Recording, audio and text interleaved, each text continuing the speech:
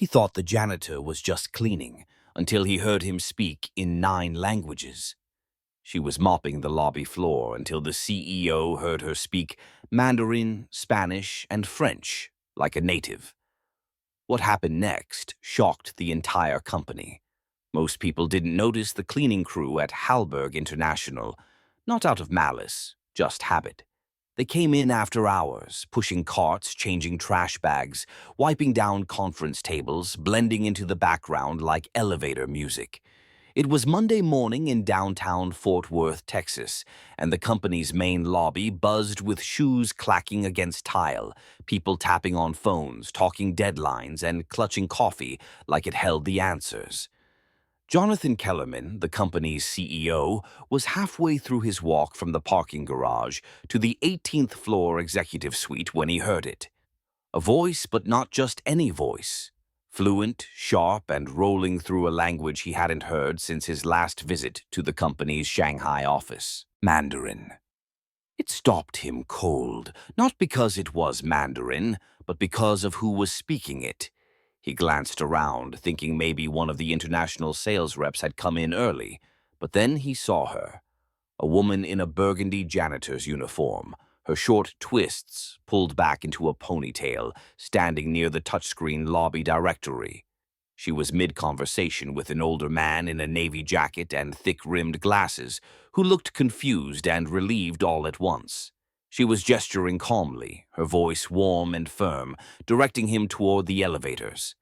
Kellerman narrowed his eyes. He'd seen her before, passing through the halls after late meetings, always polite, always quiet, never made eye contact unless spoken to.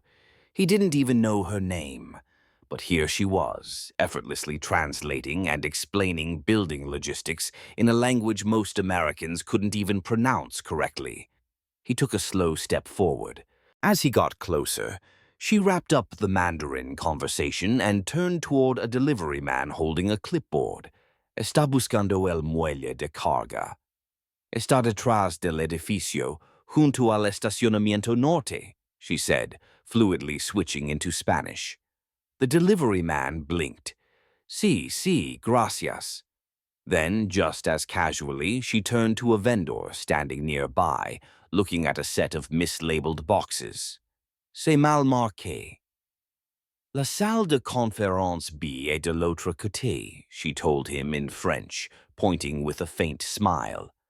Kellerman's jaw clenched slightly, not from anger, but from something else, something tighter, a pinch of guilt. He'd worked in global logistics for over 2 decades, led international expansions, hired translators, built cross-cultural training programs. Yet here, in his own building, the most linguistically gifted person he'd encountered in months had been scrubbing toilets just 2 floors below. He stepped forward, more curious than commanding. "Excuse me."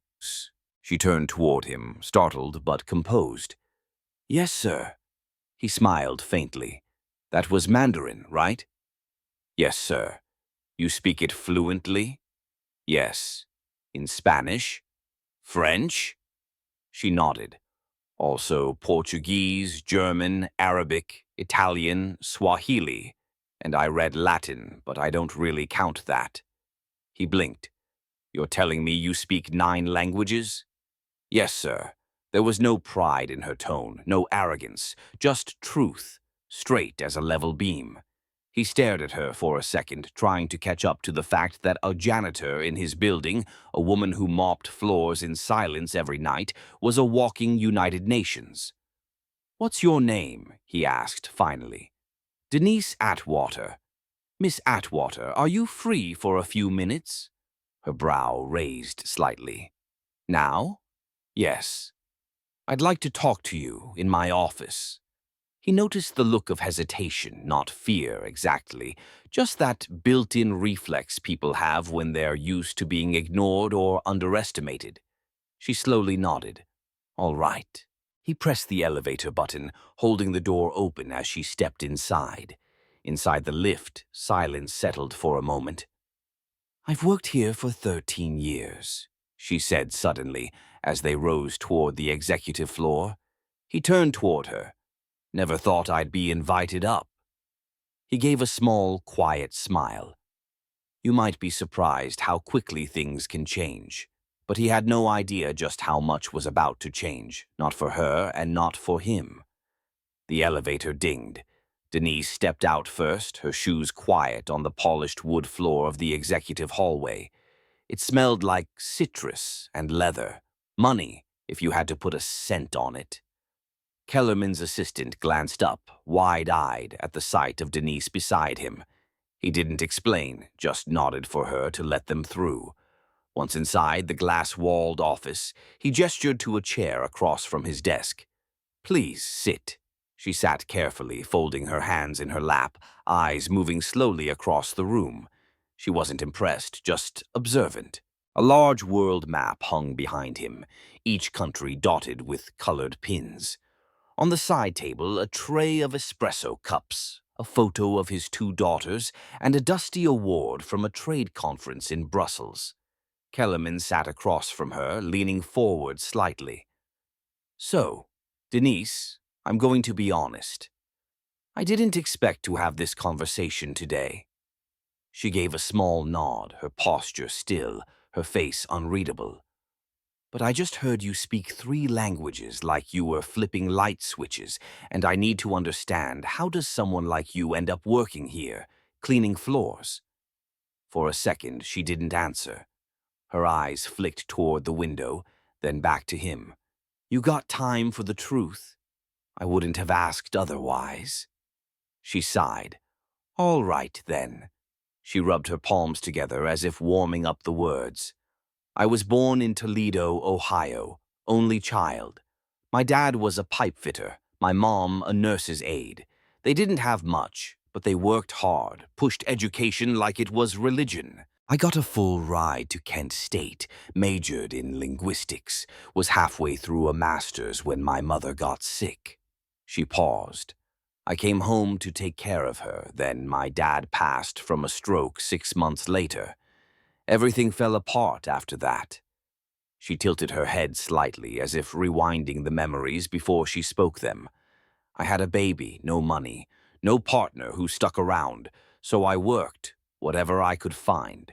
Grocery stores, nursing homes, temp jobs. Eventually, a custodial supervisor here offered me night hours. It let me pick up my daughter from school, pay the light bill. That's how I got here." Kellerman watched her, no blinking, just listening. "But the languages? I didn't stop learning. I borrowed textbooks, listened to recordings, read newspapers, in 5 different tongues just to stay sharp. It's what I do. It's the only thing I do that makes me feel like I still matter." Her voice didn't waver. It wasn't rehearsed or poetic, just plain. "Most people never asked," she added. "They saw the uniform and assumed." That last word hung in the air. Assumed. Kellerman sat back in his chair, the weight of her story settling into his chest like a stone. She cleared her throat. "Look, Mr. Kellerman, I'm not saying this to make anyone feel bad. I'm not bitter. Life happened. I did what I had to do. I still do. But you asked, and that's the answer." He exhaled slowly. Denise Atwater was brilliant. That much was obvious now, but she wasn't asking for pity or even a handout. She was giving the truth. Clean, clear, and a little heartbreaking. "You ever think about doing anything else?" he asked. She gave a small shrug. "Sometimes, but it's hard to dream when your rent's due." Silence fell again, but it was different now, denser, full of something unspoken but powerful. Kellerman reached for his notebook, jotted down a few lines. "What are you writing?" she asked, her voice still calm but a little curious now. He looked up at her. "Ideas." But one idea in particular was already forming in his head, and it wasn't small. The conversation stuck with him all day. Even during budget reviews and vendor calls, Jonathan Kellerman's mind kept circling back to that morning, to Denise Atwater, her calm voice, and the quiet way she'd listed 9 languages like they were nothing. That kind of fluency didn't just happen. It took years of discipline, curiosity, and heart. Around 3:45 p.m., he left the executive floor and rode the elevator down to the building service level. He wanted to see something for himself. Down there, the air was warmer. The walls were off-white, scuffed from carts and boots. He passed by maintenance crews, break rooms, stacks of bottled water, and finally reached the janitorial supply room. He spotted Denise through the open door, restocking microfiber cloths on a metal shelf. "Mind if I bother you again?" he asked, stepping inside. She turned, slightly startled. "You came down here?" He smiled. "Couldn't stop thinking about our talk. Listen, I have a favor to ask." She wiped her hands on her shirt. "What kind of favor?" "There's a meeting upstairs. A group from the Sao Paulo office came early, and our translator canceled last minute. Can you help?" She hesitated for only a second. "Portuguese?" "Yes, I can do that." Minutes later, they were in conference room 4C. 4 Brazilian executives sat awkwardly, checking their phones. Denise stepped in quietly, nodded, and began speaking in smooth, confident Portuguese. Kellerman watched as the entire room shifted, shoulders relaxed, eye contact sharpened. She wasn't just translating, she was bridging a gap, making people feel seen. When one of the visitors cracked a joke in Portuguese, Denise responded with a laugh and a return joke that had them all chuckling. Kellerman didn't understand a word, but he understood connection. After 20 minutes, the meeting wrapped. One of the execs turned to him and said in English, "She's better than anyone we've worked with this year." "Where'd you find her?" Kellerman looked at Denise, who was already stacking empty cups on a tray. "Right here," he said. Back in the hallway, he caught up with her. "You ever do professional translation before?" She shook her head. "Just helped folks out in hospitals, government offices, things like that." "No certificate?" "No time for school. My daughter needed me more." Kellerman nodded. "And where is she now?" "She's 26. Nurse in Tempe. Paid for school herself, stubborn like her mama." They both smiled, and for a second it didn't feel like CEO and janitor, just two people talking about life. They returned to the service level where Denise clocked back in. She had 2 more floors to clean before shift change, but before she left, she said something that stuck with him. "I didn't do anything special today." He looked at her, eyebrows raised. "That's not how it looked to me." She gave him a small smile and walked off. That night, Kellerman sat in his car for a long time before driving home. He thought about everything. The pressure to grow the company, the investor meetings, the endless discussions on diversity and untapped talent. All this time, they've been looking outside, recruiting globally, searching for new blood. But sometimes the gold's already in your backyard, and once you realize that, the real question becomes, what are you going to do about it? The next morning, Denise's badge beeped at the wrong time. She had just finished wiping down the east lobby when her supervisor, Ron, tapped her on the shoulder with a look that wasn't exactly annoyed, but wasn't normal either. "Hey, Denise, Mr. Kellerman asked to see you again." She blinked. "Did I do something wrong?" Ron shook his head. "He didn't say, just told me to send you up." She cleaned her hands on a towel and followed the same path she'd taken the day before. Only this time, everyone in the building seemed to notice her. People she passed looked up. Some whispered. One of the receptionists even gave her a polite smile, like she knew something Denise didn't. When she walked into the executive suite, Kellerman stood near the window, sipping black coffee and staring out at the skyline. "Come in," he said, not turning around yet. She stood quietly by the door until he faced her. "I've been thinking," he said, placing his mug on a coaster, "about talent. Waste. How many people never get a shot? Not because they're not good, but because nobody looks twice." Denise said nothing. She didn't trust easy praise. She'd seen too many people talk big and do little. I want to create a new position, he continued. One that didn't exist before. Something this company badly needs, even if we didn't know it. Now she furrowed her brow. For what? Cultural liaison for international affairs. Someone who can speak the languages, read between the lines, handle visitors, vendors, documents, all the global touch points that we're constantly fumbling through. Her mouth opened, but no sound came out. You're qualified, probably more than most of the people in our leadership team, honestly. And you've already proved you can handle it. With grace, patience, and brains. She stared at him, eyes narrowing slightly. This real as it gets. I don't have a college degree. You have something better. Lived experience, commitment, and fluency in 9 languages. You think I care about a piece of paper? She shifted her weight, still unsure. Why me? He looked directly at her. Because I watched you solve 3 problems in 3 languages before 9 a.m. yesterday. And because I'm tired of walking past people like you, people doing twice the work for half the credit. Denise crossed her arms. You know what people are gonna say. I don't care. She stared at him a long moment, then let out a slow breath. I've never had an office job, she said. Never had a title. You'll learn fast. I don't have a wardrobe for this kind of thing. I'll have HR send a clothing stipend. She gave a dry chuckle. You thought of everything, huh? I'm trying. A long pause stretched between them. Then Denise asked softly, What about my shift downstairs? Who replaces me?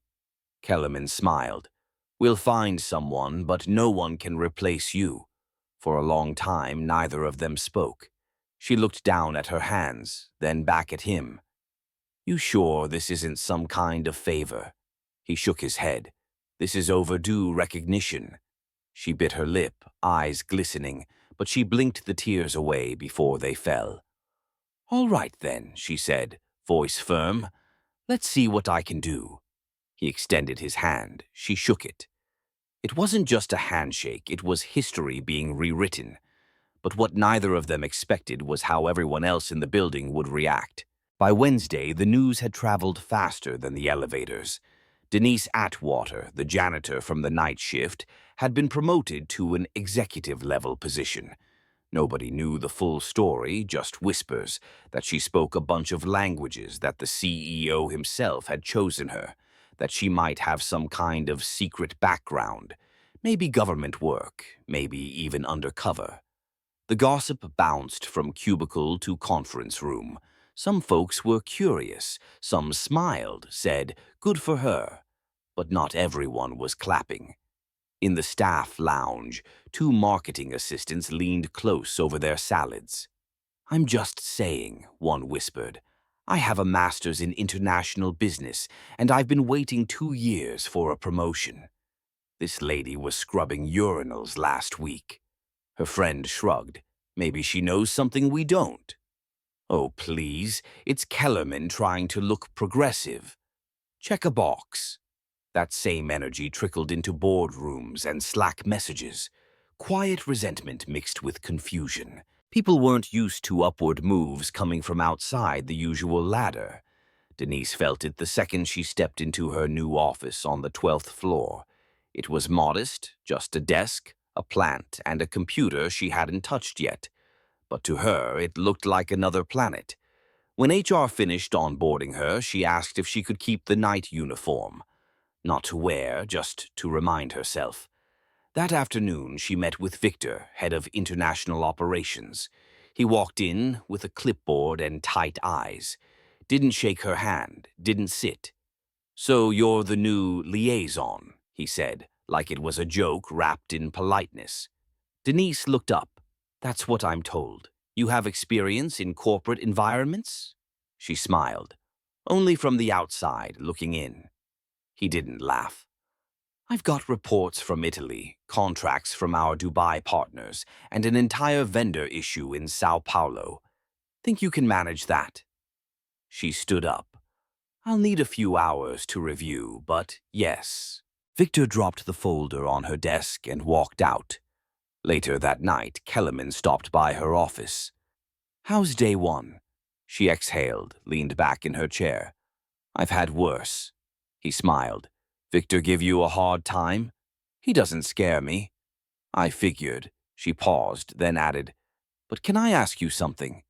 "Anything." "Why now? Why me? You could have just given me a bonus and kept moving." He leaned against the doorframe. "Because I saw myself in you." She raised an eyebrow. "You were a janitor?" "No, but I was overlooked. A lot. I came from nothing. My dad fixed cars in a town no one visits. I worked 3 jobs through college. People thought I didn't belong in rooms like this." Denise nodded slowly. "Now you're the one deciding who gets in." He nodded back. "Exactly." There was a beat of silence before Denise looked down at the file on her desk. "I'll be honest. I'm nervous." "Good. Means you care." She looked up again. "There's gonna be people who hate this. They'll get over it or they won't. Either way, we're moving forward." Kellerman stood straight. "You have a story, Denise. A real one. And now you've got a platform." Then he turned to leave. As the door clicked behind him, Denise looked around her office. She remembered the years she'd cried in bathroom stalls during lunch breaks, the nights she came home with aching feet and barely enough energy to heat up soup, the birthdays she missed, the promotions she watched go to people who never even said good morning. She opened her desk drawer and placed the old janitor badge inside. Not to forget, to remember exactly what it took to get here. But this story wasn't just hers anymore, and the spotlight was about to grow much brighter. By the end of the week, Denise's nameplate was mounted outside her office.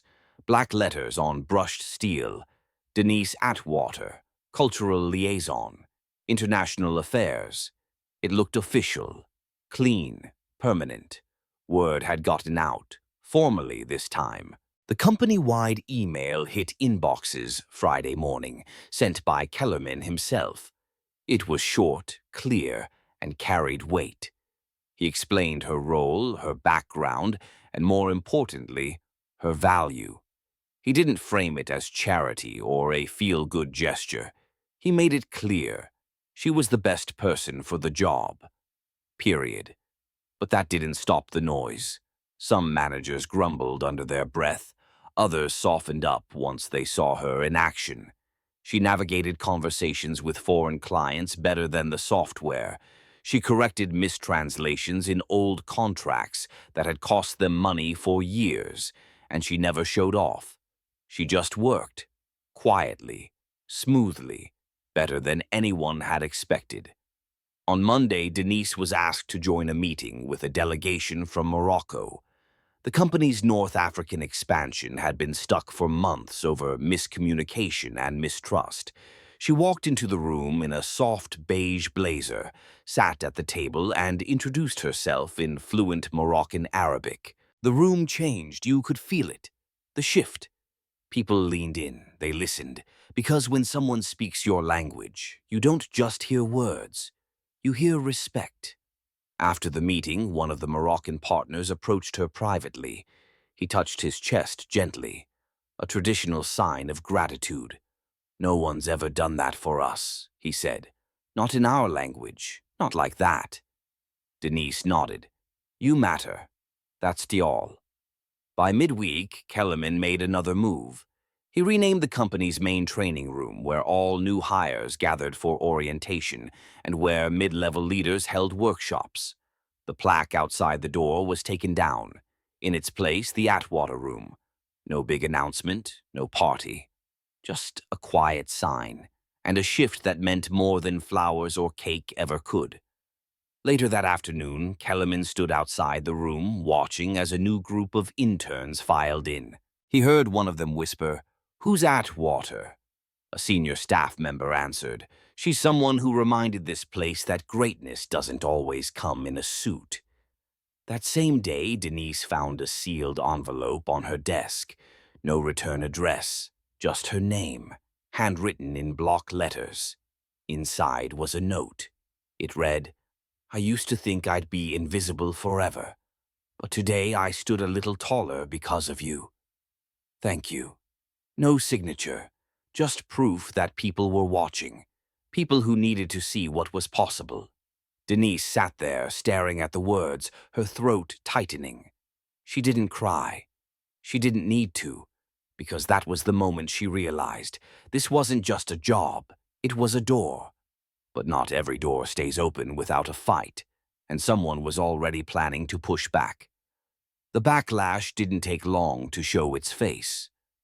Late Thursday, Denise was called into a meeting, not by Kellerman but by someone higher up.